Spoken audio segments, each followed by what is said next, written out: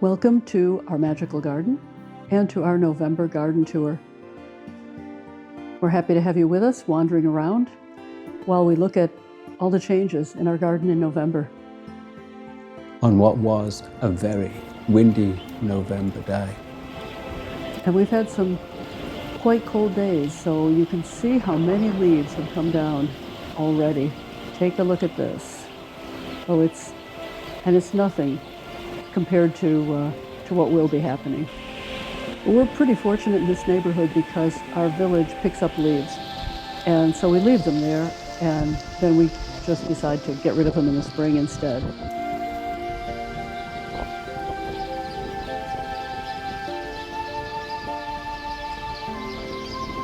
Some of the trees have dropped their leaves and others have not.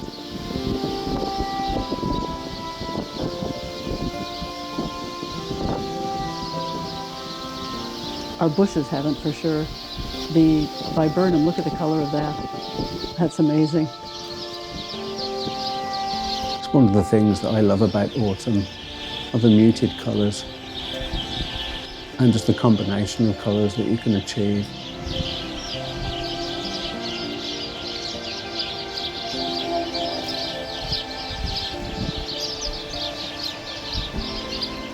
You can see we have a rose there that's still really green against the Viburnum.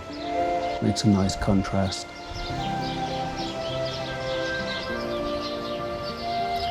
And you can see our garden is still pretty green. It is very green. We've turned off the waterfall in the fairy garden. So the blue thing in the background is the pump. I take the pump out of the pond during the winter and just leave it in that blue bag.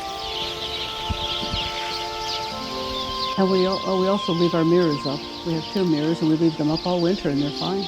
Bring the wind chimes in. But the garden, as you're seeing it now, is probably going to be how I'm going to leave it going into winter. Look at those arborvitae, how they've lost so many of their internal leaves. And that's a natural thing, it happens every year. In the past I've cut things down a little more than I have here. I might, as we've still got a few days left in November, I might cut some more down. But I think it's a good idea to leave it up.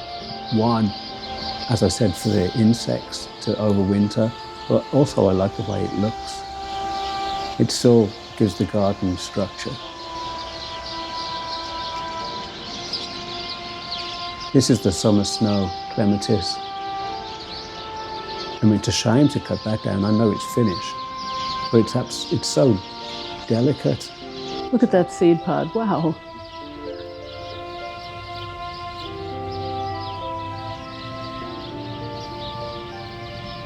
Our garden club has been having a discussion about if it's Clematis or Clematis. And in the Midwest, it has been Clematis forever. So we've started, the correct pronunciation is Clematis. Anybody in the comments, if you want to chime in and tell us what you call it, we don't know. And this is Montrose white. It is the Nepeta. And look at how it looks lavender in the late fall. It's really beautiful.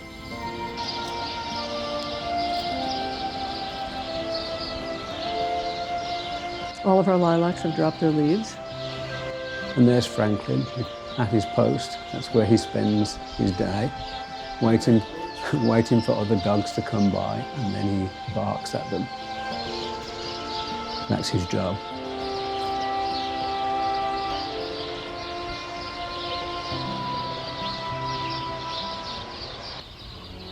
So this is a close-up of the climbing hydrangea, which close-up is still really beautiful, even though it's finished. But again, it's wonderfully structural. This is a seed pod of is that an etote? I think it was a tree peony. This is a close-up of Lamb's ear. Lamb's ear, thank you. And you can actually see the hairs on that close-up, which is what gives its feeling, what makes it feel like a lamb's ear when you touch it.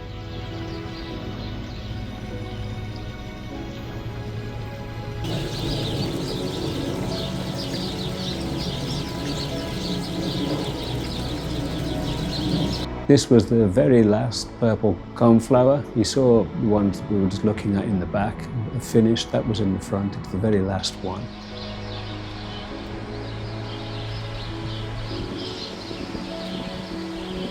There's Franklin. He's not really asleep on the job. He's got one eye open.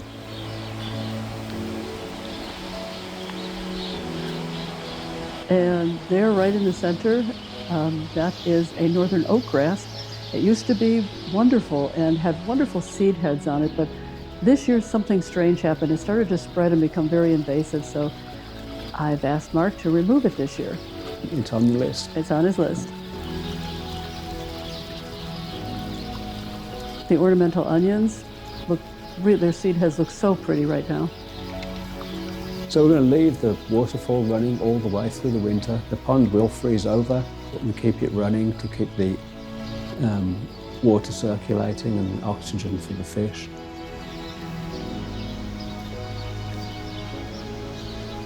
You can see our beds are still full. They are. There's our little Bosnian pine. It's a little bit brown on the inside, but that's normal for it. It hasn't grown much over the past, I don't know, 7-8 years. It's a miniature, supposedly. The pond looks quite bare now because we've had the water lilies cut back when we had the pond cleaned. And it makes the pond look bigger now that you can't see the water lilies anymore. But you can see them in their pots there. They'll be back in the spring. And that's what the fish will do all the way through the winter, is go down to the bottom in that little cave that they were in, or they will hide under the bridge over there. We just stopped feeding them. We checked the temperature of the pond, and then when the water's about 50 degrees, we stop feeding them.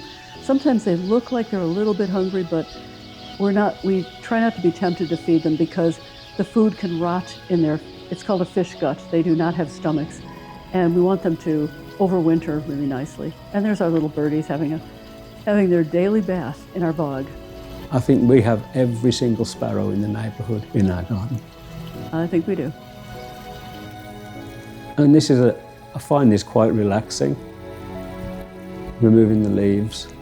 We used to put a net on the pond, but what would happen is it would just weigh down the net and the leaves would end up in the pond anyway.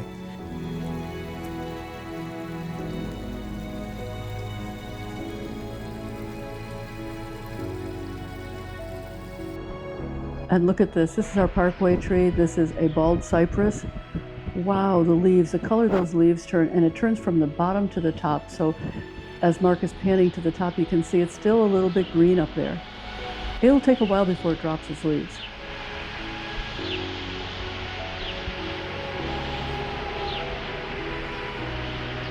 It's beautiful. So from a very windy, magical garden, it's goodbye for now. Thanks for watching, and we'll see you in the next video.